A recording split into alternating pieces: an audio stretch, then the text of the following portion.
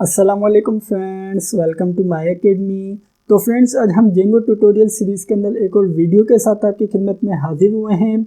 आज की वीडियो में हम देखेंगे यूआरएल्स एंड व्यूज़ जेंगो के अंदर। हमने अपनी प्रीवियस वीडियो के अंदर जेंगो की इंस्टॉलेशन देखी थी और इसी के साथ साथ देखा था कि हम किस तरीके से जेंगो के अंदर एक न्यू प्रोजेक्ट क्रिएट कर सकते हैं, और उसी के साथ साथ हमने अपने प्रोजेक्ट का बेसिक स्ट्रक्चर समझा था। तो आज की वीडियो के अंदर हम यूआरएल्स या रूट्स एंड व्यूज़ देखेंगे। तो फ्रेंड्स, आइए बगैर टाइम वेस्ट किए हुए आज की वीडियो स्टार्ट करते हैं।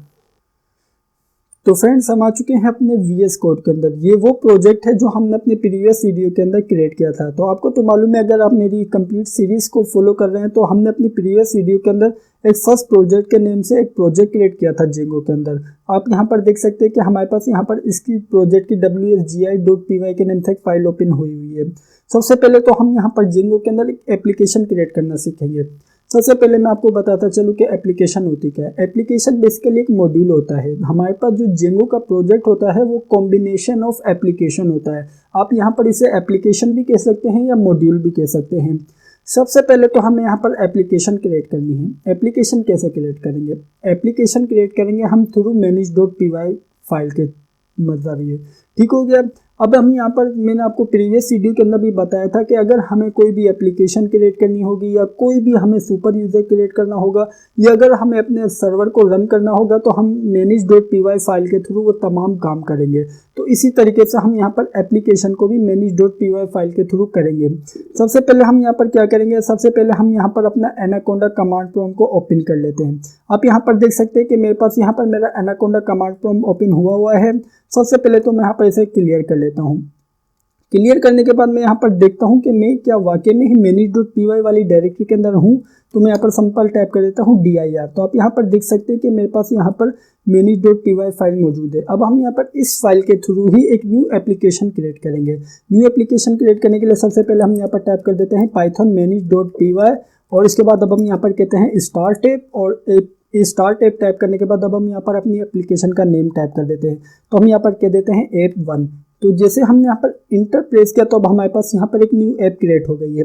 अब हमें यहाँ पर कैसे पता चलेगा कि हमारी एक न्यू ऐप क्रिएट हो गई है? तो सबसे पहले हम यहाँ पर उसे देखने के लिए चलते हैं अपने VS कोड में। अगर आप यहाँ पर इस VS कोड में देखें तो हमारे पास यहाँ पर ऐप1 के नेम से एक फोल्डर क्रिएट हो चुका है। तो आप यहाँ पर देख सकते हैं कि हमारे पास यहाँ पर ऐप1 के नेम से एक न्यू एप्लीकेशन क्रिएट हो चुकी है। तो आप यहाँ पर देख सकते हैं कि हमारे पास यहाँ पर ऐप1 जो फोल्डर है उसके अंदर बहुत सी पाइथन फाइल्स हैं। मैं आपको यहाँ पर सिंपल पाइथन फाइल्स का ओवरव्यू देता चलूँ, और इसी के साथ साथ ये जो पाइथन फाइल है, ये जैसे जैसे हम आगे बढ़ते जाएंगे आपको इन तमाम फाइल्स का कॉन्सेप्ट और भी ज़्यादा क्लियर हो जाएगा और एक एक लाइन ऑफ कोड आपको समझ आ जाएगा अगर आप यहाँ पर इस कोर्स को स्टेप बाय स्टेप लेकर चलेंगे। ठीक हो गया। तो आप यहाँ पर देख सकते हैं कि मेरे पास यहाँ पर सबसे पहले एक माइग्रेशंस के नेम से एक फोल्डर है। ये हमारे पास जब काम आएगा जब हम अपने डेटाबेस के साथ डील करेंगे, जब हमारे पास यहाँ पर ये माइग्रेशंस के साथ हमारे पास यहाँ पर थोड़ी बहुत इंटरलिंक होगा। उसी के साथ साथ हमारे पास यहाँ पर एक फाइल है _init__.py के नेम से एक फाइल मौजूद है। ये हमारे पास एम्प्टी फाइल है, और इसी तरीके से admin.py के नेम से एक हमारे पास फाइल मौजूद है। इसके अंदर हम अपने तमाम मॉडल्स को रजिस्टर करेंगे। और इसी तरीके से हमारे पास यहाँ पर एक है apps.py के नेम से फाइल और एक है models.py के नेम से फाइल।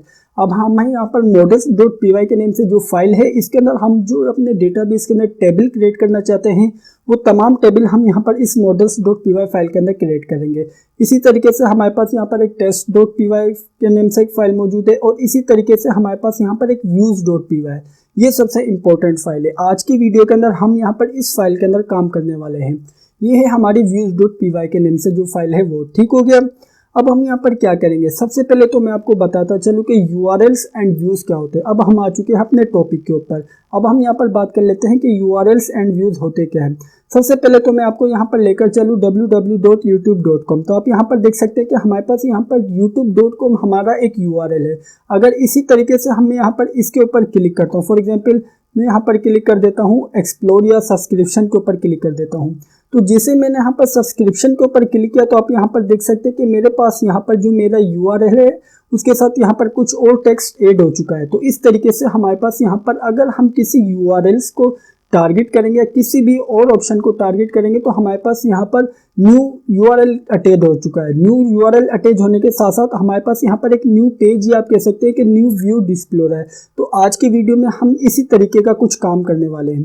तो मैंने आपको कहा था कि यूआरएल बेसिकली राउट्स होते हैं, तो इसी वजह से हमारे पास यहाँ पर ये जो यूआरएल्स होते हैं वो राउटिंग का ही काम कर रहे होते हैं। तो इसी वजह से आप यहाँ पर देख सकते हैं कि हमारे पास यहाँ पर .com के साथ /feed/सब्सक्रिप्शन ऐड हो चुका है यूआरएल। तो इस तरीके से हमारे पास यहाँ पर यूआरएल्स अटैच होते हैं।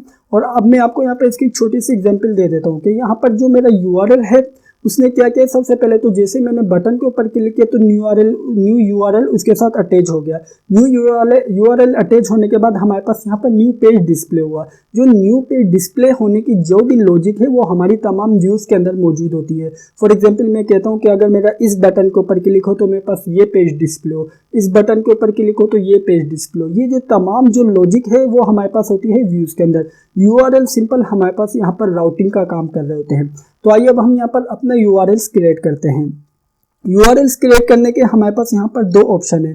फर्स्ट ऑप्शन तो ये है कि हम प्रोजेक्ट जो है उसका urls.py फाइल के अंदर जाके सिंपल उसे हमारी एप्लीकेशन के साथ लिंक कर दें। मैं आपको यहाँ पर सब सिंपलेस्ट वे दिखा देता हूँ वो वाला। उसके बाद हम अपनी नेक्स्ट वीडियो के अंदर जो आगे आने वाले हम प्रोजेक्ट्स वगैरह क्रिएट करेंगे उसके अंदर हम अपने हर ऐप का न्यू urls.py फाइल क्रिएट करके उसके अंदर यूआरएल्स को इंक्लूड करेंगे। तो अब हम यहाँ पर सबसे पहले फर्स्ट प्रोजेक्ट के अंदर हमारे पास urls.py के नेम से जो फाइल है हम उसे ओपन कर लेते हैं। तो आप यहाँ पर देख सकते हैं कि urls.py फाइल के अंदर हमारे पास यहाँ पर urls पैटर्न के नेम से एक लिस्ट क्रिएट है। अब हम यहाँ पर इस लिस्ट के अंदर अपना यूआरएल को इंक्लूड करेंगे थ्रू पाथ।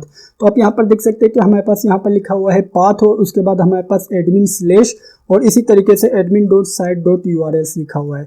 मैं आपको बताता चलूँ कि जो यूआरएल्स हैं वो व्यूज़ के साथ डायरेक्टली कनेक्टेड होते हैं।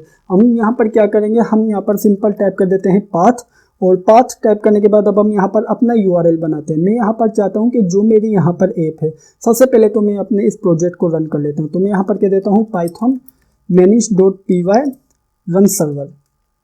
मैंने आपको प्रीवियस वीडियो के अंदर भी बताया था कि हम किस तरीके से अपने प्रोजेक्ट को रन कर सकते हैं। तो हम यहाँ पर सिंपल कमांड रन करेंगे python manage.py run server। तो सबसे पहले मैं यहाँ पर इस एड्रेस को कर लेता हूँ कॉपी और इसके बाद मैं यहाँ पर इसे कर लेता हूँ यहाँ पर पेस्ट। ये आई थिंक मेरे पास जो हमने अपनी प्रीवियस वीडियो के अंदर देखा था वही प्रोजेक्ट ओपन हुआ है। ठीक हो गया।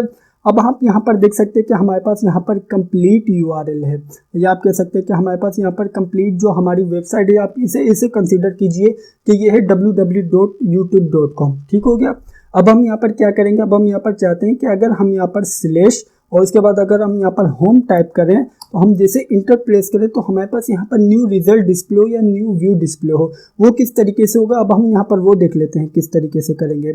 उसके लिए अब हम यहाँ पर सबसे पहले तो पाथ के अंदर क्या करेंगे, सबसे पहले तो हम यहाँ पर पाथ में सिंपल टाइप कर देते हैं होम / और इसके बाद अब हम यहाँ पर इस यूआरएल को कनेक्ट करेंगे अपने व्यूज़ के साथ।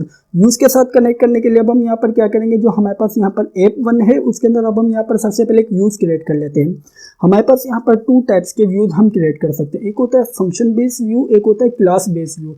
अगर हम जो एज अ बिगिनर अभी हम यहाँ पर फंक्शन बेस्ड यूज़ के साथ डील करेंगे। अब जैसे जैसे हम एडवांस होते जाएंगे हम फिर क्लास बेस्ड यूज़ के साथ डील करेंगे। तो अब हम यहाँ पर सबसे पहले फंक्शन क्रिएट कर लेते हैं। अब तो इसी वजह से हम यहाँ पर बेसिकली मैंने आपको बताया कि अभी हम फंक्शन बेस्ड व्यू के साथ डील करना चाहते हैं। तो इसी वजह से हमने यहाँ पर सिंपल टाइप कर दिया है डेफ होम और इसके पैरामीटर में हम सिंपल पास कर देंगे रिक्वेस्ट, क्योंकि ये लेकर आएगा रिक्वेस्ट। और इसके बाद अब हम यहाँ पर सिंपल कह देते हैं कि जैसे ही हमारे पास रिक्वेस्ट आए तो आपने HTTP रिस्पॉन्स को आपने यहाँ पर जनरेट कर देना है। तो इसके लिए अब हम यहाँ पर सिंपल क्या करेंगे, इंपोर्ट django.shortcut इंपोर्ट रेंडर के साथ अब हम यहाँ पर इंपोर्ट करेंगे HTTP रिस्पॉन्स। तो इस तरीके से हमने यहाँ पर HTTP रिस्पॉन्स को इंपोर्ट कर लिया है। तो अब हम यहाँ पर कह देते हैं कि आपने यहाँ पर हमारे पास अगर जो URL के थ्रू रिक्वेस्ट है तो आपने यहाँ पर रिटर्न कर देना है HTTP रिस्पॉन्स को। और इसके बाद अब हम यहाँ पर इसके अंदर मैसेज डिस्प्ले करवा देते हैं होम पेज या अब हम यहाँ पर एक काम करते हैं, हम यहाँ पर कह देते हैं वेलकम टू होम पेज। ये हमारे पास मैसेज ज़्यादा बेटर वे से डिस्प्ले होगा। ठीक हो गया। अब हम यहाँ पर क्या करेंगे, अब हमारे पास यहाँ पर जो होम वाला फंक्शन है या व्यू है हम इसको अपने URL के साथ अटैच करेंगे। तो अब हम यहाँ पर URL के साथ अटैच करने के लिए सबसे पहले हम यहाँ पर इंपोर्ट करेंगे। तो हम यहाँ पर कह देते हैं फ्रॉम app1 और इसके अंदर से अब हम यहाँ पर इंपोर्ट कर लेते हैं व्यूज़ को। हमने इस तरीके से जो हमने कहा है कि जो हमारे पास एप्लीकेशन या ऐप 1 के नेम से जो हमारे पास एक ऐप है उसके अंदर क्या आपने यहाँ पर व्यू को इंपोर्ट कर लेना है। अब हम यहाँ पर क्या करेंगे, अब हम जो हमारा यहाँ पर यूआरएल है हम उसके साथ अपने इस फंक्शन को अटैच करेंगे। तो हम यहाँ पर कह देते हैं कि व्यूज डॉट, और इसके बाद हमें मालूम है कि हमारे फंक्शन का नेम है होम, तो हम यहाँ पर सिंपल इसे अटैच कर दिया है होम। तो सबसे पहले हमने यहाँ पर इसे सेव किया है। सेव करने के बाद अब हम यहाँ पर क्या करेंगे, सबसे पहले इसे रन करेंगे। सबसे पहले मैं आपको यहाँ पर इसका होम पेज दिखाता चलूँ। ये हमारा है इसका होम पेज। अब मैं यहाँ पर क्या करूँगा, /home टाइप करूँगा, क्योंकि मैंने यहाँ पर जो मेरा यूआरएल है आप इसके अंदर दे सकते हैं कि हमने यहाँ पर पाथ में सेट किया है होम / तो इसी वजह से मैंने यहाँ पर सिंपल टाइप किया है /home। जिसे मैंने यहाँ पर इंटर प्रेस किया तो आप यहाँ पर देख सकते हैं कि हमारे पास यहाँ पर इसने रिस्पॉन्स दिया है वेलकम टू होम पेज। तो मैं आपको यहाँ पर इसका मैकेनिज्म वापस बताता चलूँ कि किस तरीके से हमारे पास यहाँ पर ये तमाम मैकेनिज्म वर्क कर रहा है। आप हमें मालूम है कि हमने यहाँ पर सिंपल जो हमारी youtube.com में आपको एक छोटी सी एग्जांपल दे रहा हूँ कि ये है हमारी youtube.com।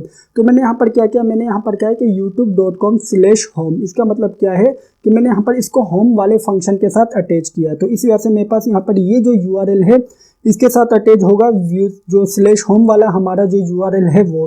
तो हमें मालूम है कि /home वाला यूआरएल हमारे पास ये है। इसके अंदर हमने क्या किया, हमने यहाँ पर सिंपल इस यूआरएल के साथ अटैच कर दिया है व्यूज का होम फंक्शन। तो आप यहाँ पर देख सकते हैं कि हमने यहाँ पर इसके साथ अटैच किया है views.home। अब हमें यहाँ पर कहाँ जाना है, अब हमें जाना है यहाँ पर जो हमारा व्यूज है उसके जो होम फंक्शन है उसके अंदर। तो हम आ चुके हैं अपने व्यूज के होम फंक्शन के अंदर। आप यहाँ पर देख सकते हैं कि पैरामीटर में ले रहा है रिक्वेस्ट। ये रिक्वेस्ट क्या है, ये रिक्वेस्ट वो है जब हम /home टाइप करते हैं तो ये वो रिक्वेस्ट हमारे पास यहाँ पर इस फंक्शन के पास आ रही है। और इसके बाद हमने यहाँ पर इस फंक्शन के अंदर क्या किया, हमने यहाँ पर सिंपल क्या है कि आपने रिटर्न कर देना है HTTP रिस्पॉन्स, और आपने सिंपल एक मैसेज, आप HTTP रिस्पॉन्स को एक मैसेज समझ लीजिए कि आपने यहाँ पर एक मैसेज रिटर्न करना है वेलकम टू होम पेज। इस तरीके से हमारे पास यहाँ पर ये यूआरएल्स एंड व्यूज की वर्किंग हो रही है। मैं आपको इसका कॉन्सेप्ट और भी ज़्यादा क्लियर करने के लिए मैं यहाँ पर एक और यूआरएल क्रिएट करता हूँ। एक और यूआरएल की किस तरीके से करूँगा, उसके लिए मैं यहाँ पर सबसे पहले तो एक न्यू व्यू बना लेता हूँ। तो मैं यहाँ पर कह देता हूँ, सबसे पहले तो कमेंट आउट कर देता हूँ, मैं यहाँ पर कह देता हूँ अबाउट, और इसके बाद मैं यहाँ पर कह देता हूँ अबाउट व्यू या अबाउट पेज भी कह सकते हैं। हम यहाँ पर कह देते हैं डेफ।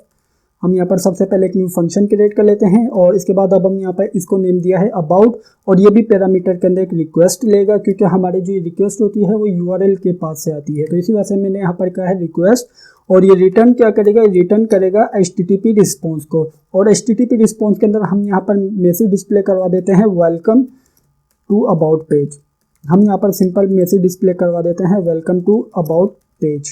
तो इस तरीके से जब हमारे पास यहाँ पर ये यूआरएल हिट होगा तो हमारे पास मैसेज डिस्प्ले होगा वेलकम टू अबाउट पेज। तो अब सबसे पहले हम यहाँ पर इसका एक यूआरएल क्रिएट कर लेते हैं। तो यूआरएल क्रिएट करने के लिए हमें मालूम है सबसे पहले हमें यहाँ पर पाथ टाइप करना होता है। पाथ टाइप करने के बाद अब हम यहाँ पर सबसे पहले तो इसका पाथ ले लेते हैं। हम यहाँ पर इसके पाथ में कह देते हैं अबाउट / इस तरीके से हमने यहाँ पर इसका पाथ ले लिया है। अब हम यहाँ पर इसको व्यूज के अबाउट वाले फंक्शन के साथ अटैच करेंगे। तो हम यहाँ पर कह देते हैं views.about। इस तरीके से हमारे पास यहाँ पर ये व्यूज के अबाउट वाले फंक्शन के साथ अटैच हो जाएगा। तो आइए सबसे पहले इसे रन कर लेते हैं। रन करने के लिए सबसे पहले हम यहाँ पर इसे रिफ्रेश कर लेते हैं।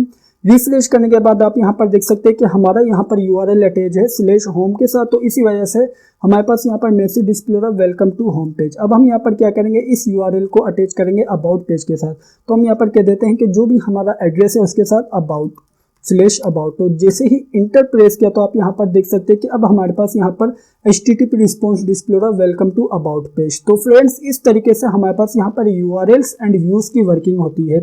तो मैं आपको यहाँ पर एक छोटा सा टास्क दे देता हूँ। आपका टास्क ये है कि आपने यहाँ पर सिंपल 2 to 3 आपने फंक्शन क्रिएट करने हैं या व्यूज क्रिएट करने हैं, और उसके बाद आपने यहाँ पर सिंपल आपने क्या करना है, यहाँ पर एक न्यू यूआरएल का एक पाथ सेट करना है, और उसके थ्रू आपने यहाँ पर उस फंक्शन को कॉल करना है। मैं उम्मीद करता हूँ कि आपको इस वीडियो के अंदर यूआरएल्स और व्यूज की तमाम वर्किंग समझ आई होगी। मैं फिर भी आपको एक छोटा सा समराइज करता चलूँ कि हमारे पास यहाँ पर क्या होता है। हमारे पास यहाँ पर URLs and views directly connected होते हैं। किस तरीके से, जब भी हम अपने जो ब्राउजर है उसके अंदर रिक्वेस्ट पास करते हैं, जैसे हमने पास किया /home, तो हमारे पास यहाँ पर जो यूआरएल है वो सिंपल सबसे पहले तो मैच करेगा। मैच किस तरीके से करता है, वो मैच इस तरीके से करता है। फॉर एग्जाम्पल यहाँ पर मैंने टाइप किया है /about। अगर मैं यहाँ पर सिंपल टाइप कर देता हूँ /abc, तो जैसे ही इंटर प्रेस किया तो हमारे पास यहाँ पर क्या मैसेज डिस्प्ले हो रहा है, page not found. Page not found क्यों डिस्प्ले हुआ है, क्योंकि अगर आप यहाँ पर नोट करें तो हमारे पास यहाँ पर /abc मौजूद नहीं है, तो इसी वजह से हमारे पास यहाँ पर डिस्प्ले पेज नोट फाउंड। इसका मतलब ये है कि इस URL के अकॉर्डिंग या इस URL के करस्पॉन्डिंग हमारे पास यहाँ पर कोई भी व्यूज अटैच नहीं है, या कोई भी हमें पेज को डिस्प्ले करवाने या कोई भी मैसेज सेंड करने की हमारे पास यहाँ पर लॉजिक नहीं है। तो इसी वजह से हमारे पास यहाँ पर डिस्प्ले हो रहा है पेज नोट फाउंड। तो फ्रेंड्स इस तरीके से आपने यहाँ पर 2 to 3 URL सेट करने या पाथ सेट करने हैं, और इस पाथ के अकॉर्डिंगली आपने सिंपल एक फंक्शन या व्यूज क्रिएट करने हैं और आपने सिंपल उन व्यूज को कॉल करना है। तो फ्रेंड्स ये आपका एक छोटा सा टास्क है। तो फ्रेंड्स ये थी हमारी आज की वीडियो। मैं उम्मीद करता हूँ कि आपको आज की वीडियो अच्छी लगी होगी और समझ आई होगी।